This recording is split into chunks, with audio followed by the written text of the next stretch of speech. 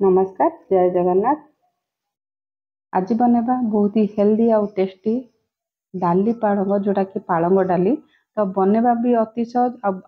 एमती डाली बनातु जोटा कि भात सहित आपन को कौन तरकारी दरकार पड़ोनी, केवल डाली सहित भात ही खाई।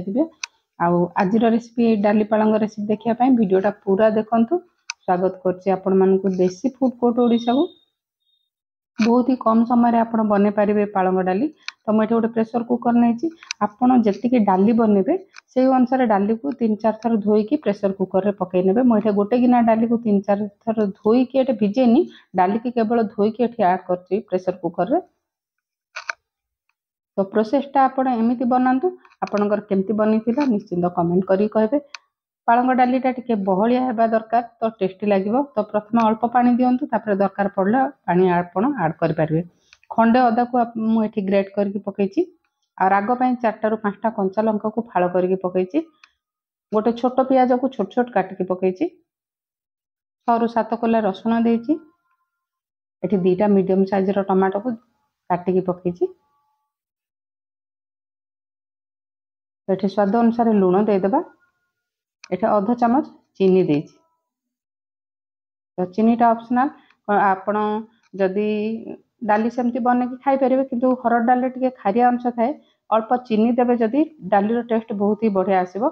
एठे गोटे चमच हळदी गुंड देइची। तो एठे प्रेशर लीड बंद करनबा। मीडियम हीट रे 3 ରୁ 4टा हुइसिल आसियाकु देबा। तो देखंतु प्रेशर रिलीज होला पर आपन को खोली कि देखौची। डालीटा आपण एमिति बनातु जेमती डाली आपणकर पूरा जेमती मिली नथिबो। तो टिके गोटा गोटा थिबो, माने सिझी जाइथिबो। तो डालीटा बेसी फिटी नथिबो। देखि पारथु एई भले डालीटा रखिबे, तो आपणकर पालंग डाली बहुत ही टेस्टी बनिबो। तो चलंतु डाली को रखिबा साइड रे। तो नेक्स्ट प्रोसेस को जिबा। एठे नै जे मु सोरिष तेल, तो सोरिष तेल रे बनले टिके अधिका टेस्टी लागि थाए। तो आपण चाहिले रिफाइन तेल रे भी बनै परिबे। एठे तेल ताती होला परे गोटे मीडियम साइज रो पियाज को एठे छोट छोट काटि कि नेची। तो पियाज को भाजी नबा। तो ये पियाज भल से भाजी हो गलानी। एठे आउ टिके 4 ରୁ 5टा रसुण को मैं छोट छोट काटिकी पकईची। तो पियाज रसुण को भल से भाजी नबा। तो ये छोट गोटे टमाटो नहीं। तो पियाज और रसुण सहित टमाटो को भाजी नबा। तो टिके जमती टमाटोटा टिके सॉफ्ट हो।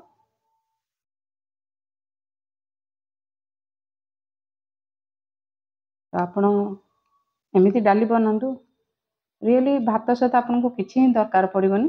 डाली रे हळदी देइथिली, आ अल्प हळदी गुंड देइची। आधा चामच देइची जीरा गुंड, गोटे चामच देइची धनिया गुंड। सबु को पियाज रसुण टमाटो सहित भल से भाजी नबा।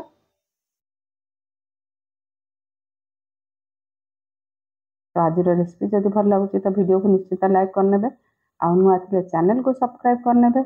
आउ वीडियोटा आपण मैंने कोठू कोठू देखुं निश्चिंत कमेंट करी कहबे। आ वीडियोटी जदि भल लगुच तो शेयर करने को जमारू भूलिबेनी।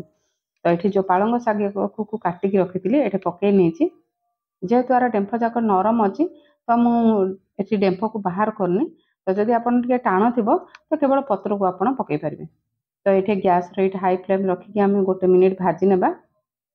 तो पालंग शागर ढेर सारा पानी बाहर, आपन जमा लो फ्लेम कि मीडियम फ्लेम रे भाजबेनी। तो ये गैस रेट हाई फ्लेम अच्छी। तो हाई फ्लेम रे 1 मिनिट भाजला परे मुझे घोड़े नेबी। हाई फ्लेम रे ही घोड़े जहाद्वारा कि पानी कम बाहर जल्दी भी सीझीज। तार 1 ରୁ 2 मिनिट पर आपन को देखौची हेले भी पानी अच्छी। कि आपन जदि लो फ्लेम करेंगे ढेर सारा पानी बाहर आपन को भाजी होगा बहुत समय लगे। तो मझे मझे हाई फ्लेम रे देखुवे। तो ये भल से भाजी हो गलानी आमर पालंग शाग।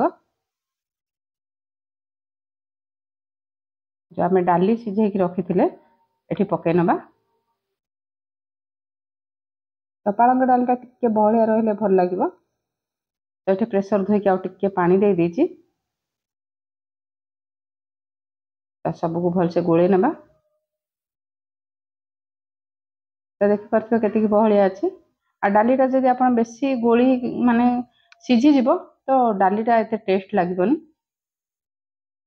आ 1 मिनिट आम डाली को पालंग सहित फुटे नबा। तो चलते गोटे छुंक रेडी आम डाली रे छुंक गोटे बहुत ही टेस्टी छुंक यहाँ। तो छुंकटा देले डाली स्वाद आहरी भी बढ़ी। तो ये 2टा सुखिला लंका देछि सोरष तेल को तातीगला पर 2टा सुखिला लंका देला पर अल्प हेंगु देछि हेंगुटा निश्चिंत ऐड करंतु। तो ये जीरा आपन जदि जीरा पसंद है पंचफुटन स्मेल भी भल लगिवो। तो ये गोटे चमच टी अधिका जीरा देछि गोटे चमच जीरा देछि जीरा भलसे फुटी गलानी। ये गोटे छोट खंड अदा को एमती लंबा लंबा काटिकी पकईछि आपन जते डाली खाइबो खाइला बेले पाटे लागिवो बहुत ही बढ़िया लागिवो बास्ना भी भल लागिवो। तो ये अदा भाजी हला पर गोटे बड़ चमच देछि काश्मीर रेड चिली पाउडर एटा राग हुएनी कलरटा भल आसीबो। तो आमर ये छुंक प्रस्तुत हो गला चलतु डाली आम छुंकटा देदेबा। तो आपन रेसिपी देखला पर रेसिपीटा केमती बनिथिला आपन निश्चिंत कमेंट करी कहबे। ये छुंक देला पर गोटे मिनिट पई आमे भलसे डाली की फुटे नेबा। तो ये गोटे मिनिट हला पर मोर गैस लाइट बंद कर नेछि। तो देखि पारथो केते सुंदर और बहुत ही टेस्टी डाली बनिथिला।